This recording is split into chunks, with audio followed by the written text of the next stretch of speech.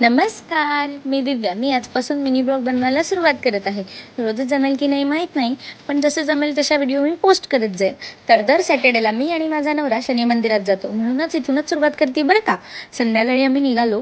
थोडा वेळ बाईक मी राईड केली. मला स्कूटी चालवता येते, पण माझ्यामध्ये थोडासा कॉन्फिडन्स कमी असल्यामुळे माझा नवरा थोडासा घाबरला होता. कसेबसे आम्ही मंदिरामध्ये पोहोचलो.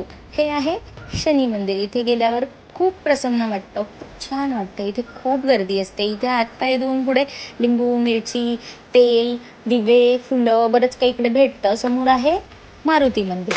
प्रथम दर्शन आपण मारुतीचं घ्यायचं. मी सहसा गाभाऱ्यात जात नाही, मी बाहेरूनच दर्शन घेते. मी दर्शन झाल्यावर बाहेरूनच व्हिडिओ काढले. हे आहे कॅम्पस. कॅम्पस खूप मोठा असल्यामुळे बसायला सुद्धा जागा नसते, तरीही मन शांत राहतं.